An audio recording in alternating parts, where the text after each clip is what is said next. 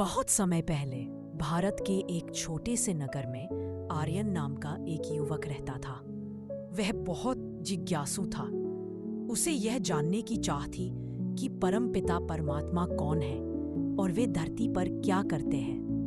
वह रोज मंदिर जाता, भगवत गीता पढ़ता और हर दिन एक ही प्रार्थना करता, हे प्रभु, मैं आपका सच्चा कार्य समझना चाहता हूँ ताकि जीवन सार्थक बन जाए। एक रात ध्यान में बैठे हुए आर्यन को एक दिव्य प्रकाश दिखाई दिया। वह ज्योति बिंदु शिव का था, जो अत्यंत तेजस्वी परंतु अति शांत था। वह प्रकाश जैसे आर्यन से संवाद करने लगा।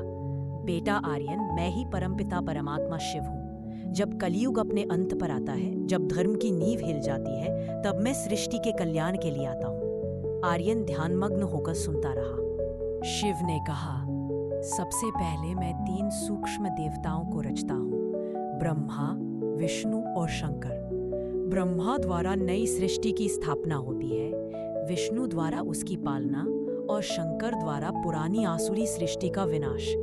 आर्यन के नेत्रों के सामने दृश्य प्रकट हुआ। ब्रह्मा ज्ञान दे रहे हैं, विष्णु पालन कर रहे हैं और शंकर विनाश के कार्य में तत्पर है। शिव बोले, परंतु मैं स्वयं किसी देवता के रूप में नहीं आता। मैं एक साधारण वृद्ध भक्त के तन में प्रवेश करता हूँ, जिसे तुम प्रजापिता ब्रह्मा के नाम से जानते हो। उसी के द्वारा मैं आत्माओं को सच्चा गीता ज्ञान और राजयोग सिखाता हूँ। आर्यन की आंखों में आंसू आ गए। उसे लगा जैसे उसे अपने सच्चे पिता का परिचय मिल गया हो। फिर दृश्य बदल गया। शंकर अपने योग अग्नि से संसार की आसुरी प्रवृत्तियों का अंत कर रहे थे। युद्ध, विज्ञान का अहंकार और कलयुगी अंधकार सब जलने लगे।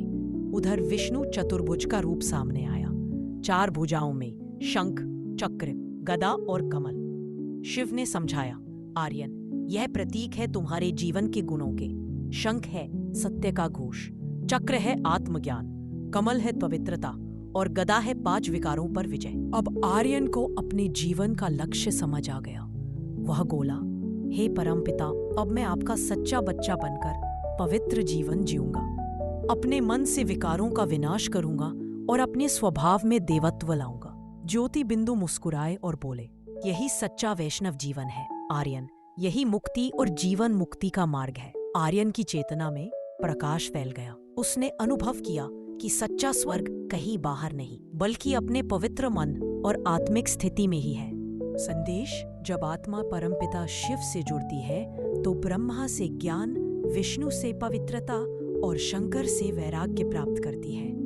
यही तीनों मिलकर एक नए सतयुग की सृष्टि करते हैं, जहां हर आत्मा आर्यन की तरह परमात्मा की संतान बनकर शांति और सुख में रहती है। अच्छा,